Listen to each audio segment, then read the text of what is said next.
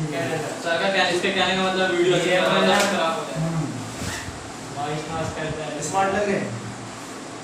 एक नंबर लगेगा। अच्छा हाँ, कल एग्जाम कल ही है ना? कल है। तो आज हम लोग रिवीजन क्लास के लिए बोले थे ना।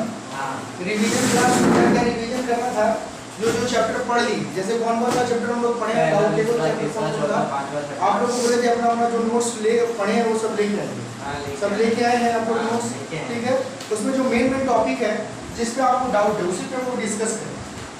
इम्पोर्टेंट टॉपिक जो है for exam, important topic for SA1, SA1 के लिए जो इम्पोर्टेंट टॉपिक है क्लास 11 का।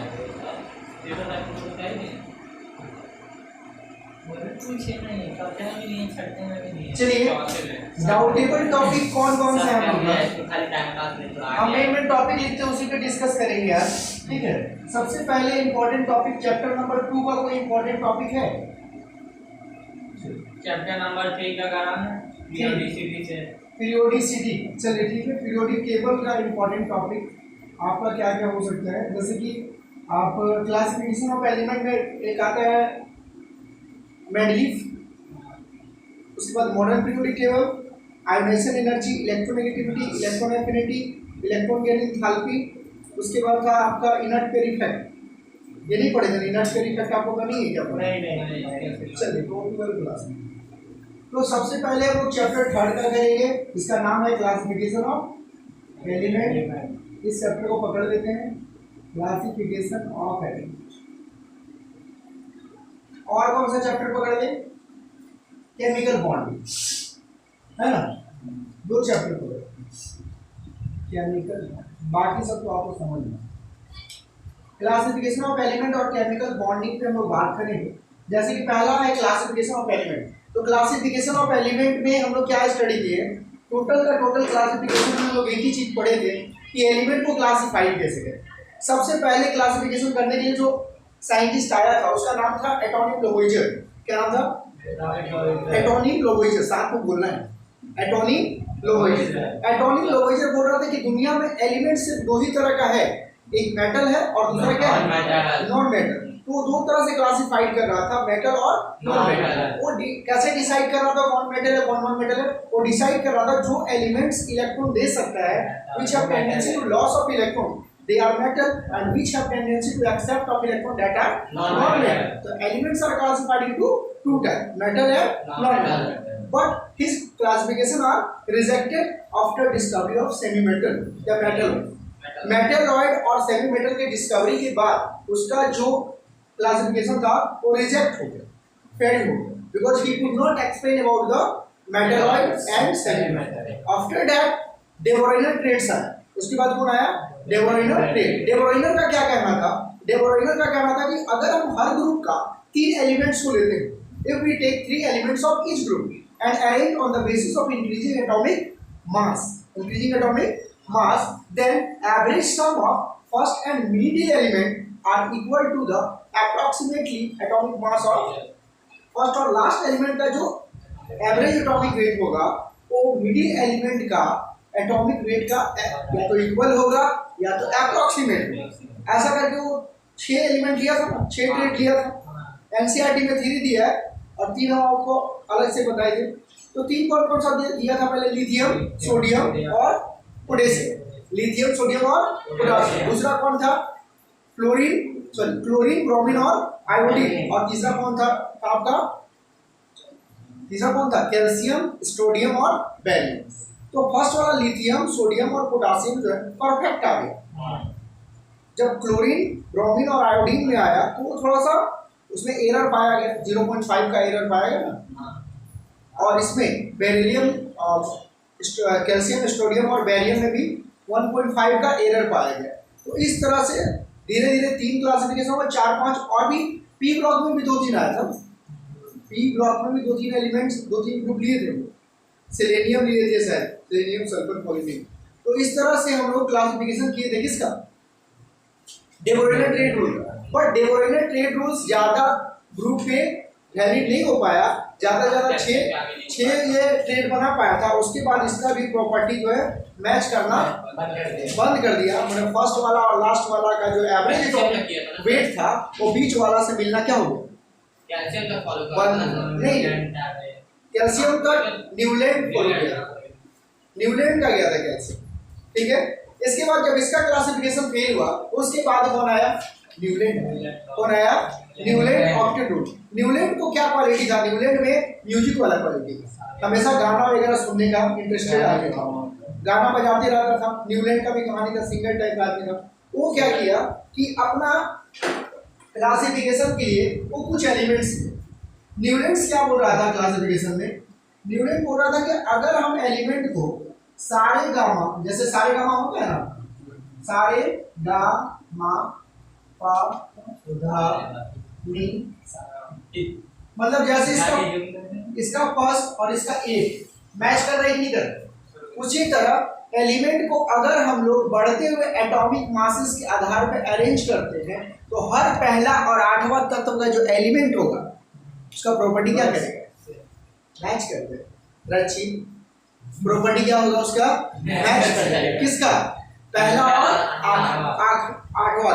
तो हाइड्रोजन का प्रॉपर्टी किससे मैच करेगा बच्चों, अगर हम पहला एलिमेंट हाइड्रोजन लेंगे, सॉरी पहला हम लिथियम लेते हैं, क्या ले लिए, लिथियम, बेरिलियम, उसके बाद boron, carbon, nitrogen, oxygen, chlorine और फिर क्या लेंगे, sodium, magnesium, hydrogen, silicon, phosphorus, sulphur, chlorine. इस तरह से हम लेना शुरू करें। इसके बाद पोटेशियम आया, कैल्शियम यहाँ तक सही है, बट इसका आगे का प्रॉपर्टी मैच करना बंद कर दिया, क्योंकि आगे का जो प्रॉपर्टी नहीं मैच किया तो कौन से डी ब्लॉक एलिमेंट शुरू हो गए, स्कैंडियम आ जाता है।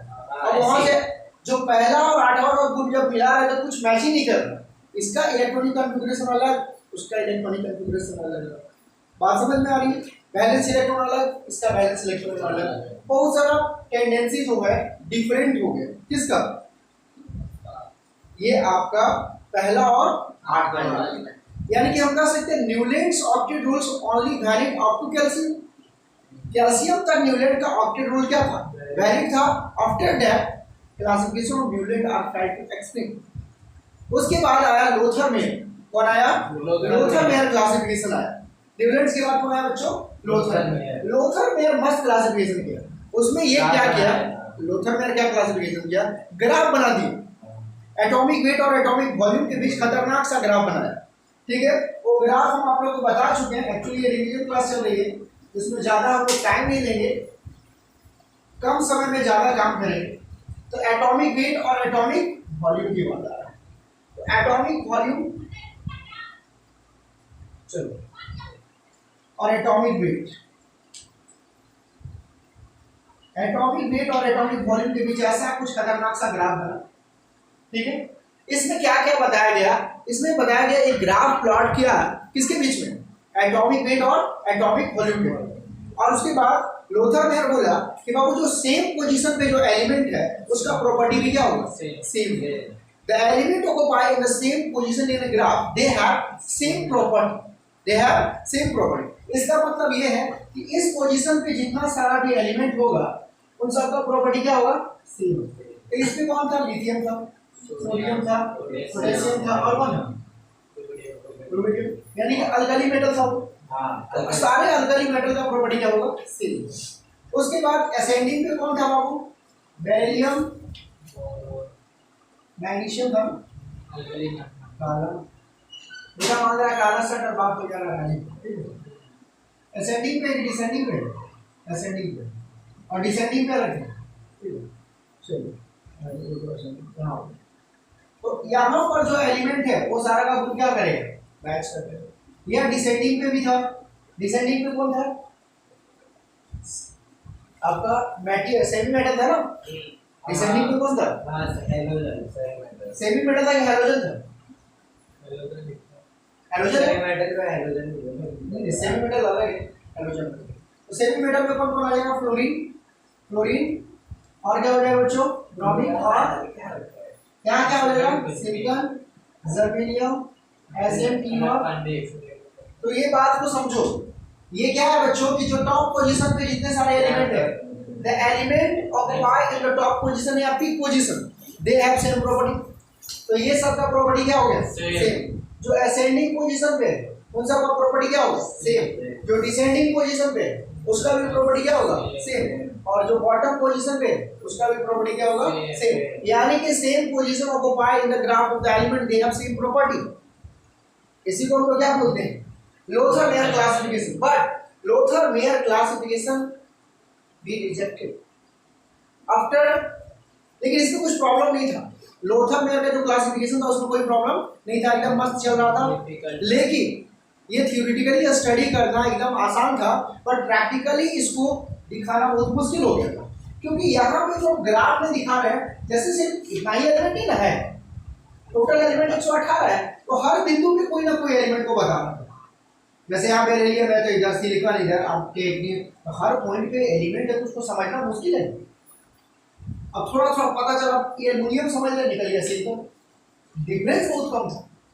तो इसका क्लासिफिकेशन को रिजेक्ट करने के पीछे रीजन क्या था? Lothar Meyer classification are rejected because it is theoretically study easy but practically it is difficult, so Lothar-Meyer classification are rejected. After that Lothar-Meyer के बाद आया मेंडलीफ। कौन आया?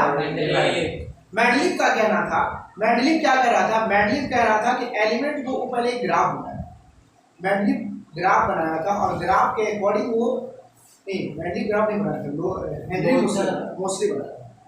ये बता रहा था कि एलिमेंट को अगर हम लोग एटॉमिक वेट के आधार पर अरेंज करें, एलिमेंट को किसके आधार पर अरेंज करें? एटॉमिक वेट के आधार पे अरेंज करें, तो हर एक सर्टेन एक इंटरवल के बाद जैसे जैसे एटॉमिक वेट बढ़ेगा उसका प्रॉपर्टी भी उसके according change.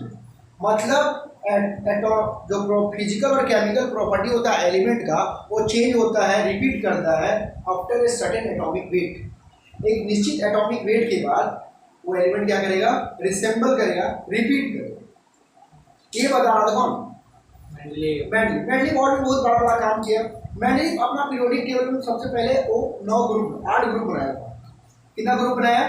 How many group are made by Mendeleev in their periodic table? 8 group बनाया, ग्रुप 1 से लेकर ग्रुप 8 तक। लेकिन ग्रुप 1 से लेकर ग्रुप 7 तक उसको डिवाइड किया दो सब ग्रुप में, सब ग्रुप ए, सब ग्रुप बी, सब ग्रुप ए, सब ग्रुप बी। कहाँ से कहाँ तक? 1 से लेके 7। 8वां वाला ग्रुप में सिर्फ 3 एलिमेंट को रखा था। किसको किसको रखा था? निकेल, कोबाल्ट और कॉपर रखा था। 3 एलिमेंट रखा था डी ग्रुप का। ठीक है, निकेल, कोबाल्ट, कॉपर या कॉपर, कोबाल्ट, जिंक, इसी तरह कुछ 3 एलिमेंट का लिख लीजिएगा। तो ये 3 एलिमेंट को रखा, बाकी सब में 2 तरह का ग्रुप रखा, सब ग्रुप ए, सब ग्रुप बी। सब ग्रुप ए में क्या रखा? Normal element. नॉर्मल एलिमेंट किसको बोलते हैं बाबू? एस ब्लॉक और पी ब्लॉक। और सब ग्रुप बी में रखा कॉम्प्लेक्स एलिमेंट। इसमें ट्रांजिशन एलिमेंट को रखा D block element. D block तो आप लोग समझते हैं वैसा एलिमेंट जिसका outer most electron D subset में जाएगा, वो डी ब्लॉक एलिमेंट है। और डी ब्लॉक को ही हम लोग ट्रांजिशन एलिमेंट कहते हैं। डी ब्लॉक एलिमेंट को क्या कहते हैं? Transition. But they have unpaired electron. वैसा डी ब्लॉक एलिमेंट जिसमें अनपेयर्ड इलेक्ट्रॉन होना चाहिए वो क्या कहलाएगा? आपका ट्रांजिशन एलिमेंट। ठीक है, तो इस तरह से अरेंज किया। लेकिन जब 8 ग्रुप में डिवाइड कर दिया था कौन? मेंडलीफ। उसके बाद थोड़ा देर बाद, थोड़ा कुछ टाइम बाद रिसर्च हुआ नोबल गैस का। अभी जाके पूरा बताने वाला था, तब तक नोबल गैस का रिसर्च हो गया। नोबल गैस मेरा बोला बाबू नोबल गैस को कहाँ रखे? तो नोबल गैस को रखने के लिए उसके मेंडलीफ के पास कोई जगह नहीं था, इसको नया जगह बनाया, एक नया ग्रुप बनाया, उसका नाम दिया वो zero group element. Zero group नाम दिया क्योंकि नोबल गैस का एलिमेंट जो होता है उसका वैलेंसी कितना होता है? 0, इसलिए उसका नाम दे दिया नोबल गैस ग्रुप या inert gas noble gas zero group है। ठीक है, तो उसके बाद इसके पास कितना ग्रुप हो गया? 9 ग्रुप हो गया। ये हो गया मेंडलीफ पीरियोडिक टेबल का पहला क्वालिटी यही था। उसमें ग्रुप कितना था? 8, फिर हुआ कितना? 9। हर ग्रुप कितना सब ग्रुप में बटा हुआ था? 2। और इसका 21 आधार पे बेस्ड था, इंक्रीजिंग एटॉमिक मास। लेकिन मेंडलीफ भी और भी मेरिट भी इसका बताया था। मेंडलीफ का मेंडलीफ क्या किया था? वैसा एलिमेंट का भी खोज किया था, प्रेडिक्शन किया था, जो उस समय उस एलिमेंट के लिए भी जगह छोड़ दिया था, कुछ अपना गैप खाली रखा था पीरियोडिक टेबल में। किस एलिमेंट के लिए? उस एलिमेंट के लिए जो भविष्य में पाया जाएगा। ऐसा उसका दिमाग में कॉन्सेप्ट क्यों आएगा? जैसे नोबेल गैस मिला तो उसको लगा और भी मिल सकता है, ठीक है। तो इसलिए वो कुछ जगह खाली रख दिया था और उस जगह का नाम रखा इक्का एल्युमिनियम, इक्का बोरॉन, इक्का मैंगनीज, है ना। और आगे चल के वो एलिमेंट उनको मिला। इक्का एल्युमिनियम के नीचे कौन मिला? इक्का बोरॉन, इक्का एल्युमिनियम मिल गया, ठीक है। इक्का सिलिकॉन के नीचे जर्मेनियम मिल गया, ठीक है। इक्का मैंगनीज के नीचे टेक्नीशियम मिल गया। तो आगे चल के जो खाली जगह था वो उसको फिल्ड किया कौन? मेंडेलीव मिला। उसके बाद एक का एटॉमिक वेट भी सुधारा, किसका? बेरिलियम का। बेरिलियम का एटॉमिक वेट मेंडेलीव से पहले, मेंडेलीव के डिस्कवरी से पहले बेरिलियम का एटॉमिक वेट कितना था? 13 था, 13 था उसका। लेकिन जैसे इसका जब 13 रखा था तो इसका जो पीरियोडिक टेबल में सेट नहीं हो रहा था, वो क्या कि उसका एटॉमिक वेट को बदल दिया। बोलता है एटॉमिक वेट जो गलत है, इसका एटॉमिक वेट रहना चाहिए इक्विवेलेंट वेट इनटू वैलेंसी। तो बेरिलियम का वैलेंसी 2 होता है, इक्विवेलेंट वेट बताया कितना? 4.5। तो 4.5 और 2 कितना हो जाएगा? 4.5 और 2 कितना हो जाएगा बच्चों? 9.0। इस तरह से मेंडेलीव ने बहुत अच्छा काम किया, लेकिन लास्ट में जाकर मेंडेलीव भी फ्लॉप कर गया। मेंडेलीव का फेल होने के पीछे कारण क्या था? सारा कॉन्सेप्ट लगभग सही जा रहा था उसमें, बट वो आइसोटॉप जब एलिमेंट डिस्कवरी हुआ, आइसोटॉप एलिमेंट डिस्कवर होने लगा, तो उसमें देखा गया कि बहुत सारे एलिमेंट ऐसा मिलने लगा। अब आइसोटॉप क्या है बाबू? जैसे कि दुनिया अभी देखिए क्या है, अभी आप मोबाइल लेने जाते हैं तो सब तो मोबाइल ही है, तो क्या बहुत सारा मोबाइल नहीं हो जाता है? कोई रियलमी है, कोई वीवो है तो सब मोबाइल टाइप अलग है।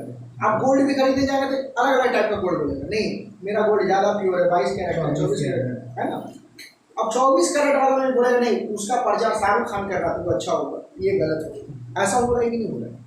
तो दुनिया में हर चीज़, एक चीज़ का बहुत सारा आइसोटॉप हो गया।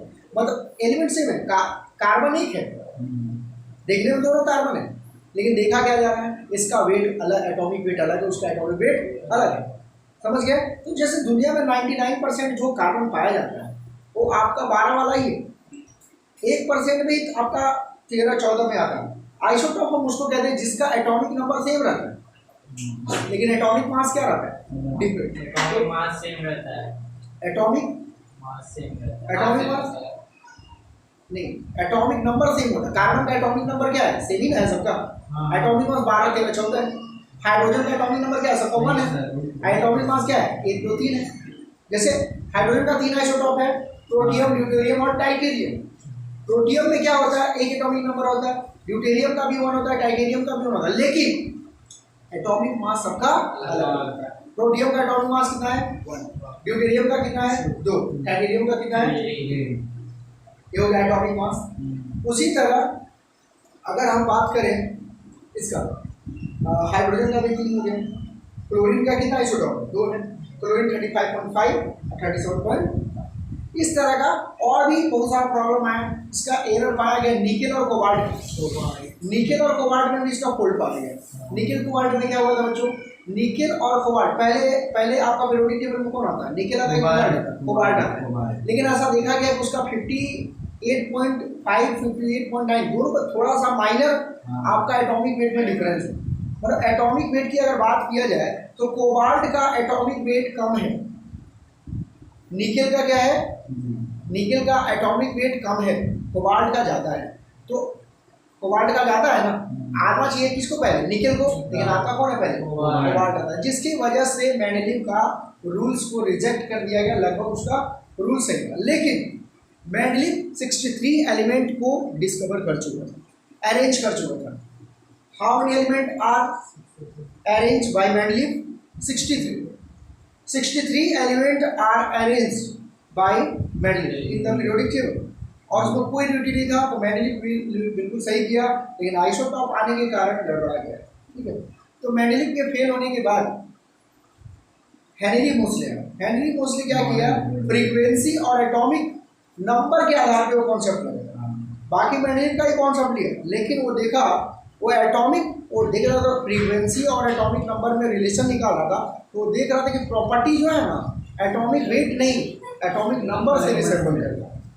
तो एटॉमिक नंबर से रिसेंबल किया तो उसी के आधार पे बोल दिया कि the physical and chemical property of the element are repeated with respect to increasing atomic number. और वहाँ से कहानी चलने लगा एटॉमिक नंबर, एटॉमिक मास का कहानी खत्म हो गया, एटॉमिक नंबर का कहानी शुरू। उसके बाद मेंडेलीव आया, तो मेंडेलीव भी अपना पीरियोडिक टेबल में 18 ग्रुप बनाया। कितना बनाया? 18 ग्रुप, 7 पीरियड, 18 ग्रुप और 7 पीरियड। उसके बाद 18 ग्रुप में वो बना दिया S block, P block, D block, M block. उसके बाद नेल्स बोर भी आया। नेल्स बोर क्या बना? Long form of periodic table बनाया। वो बताया कि ये जो प्रॉपर्टी को डिस्क्राइब किया कौन? Niels Bohr. मतलब इलेक्ट्रॉनिक कन्फिगरेशन पे अरेंज किया वो सारा चीज। उसके बाद हम लोग पढ़े property of long form of modern periodic table, जिसमें आप पढ़े atomic size, ionization energy, electronegativity, electron affinity, ये सारा बात पढ़े। तो दिमाग में सबसे पहले बात आता है, इसको हम लोग 1 बाय 1 करके डिफाइन करते हैं।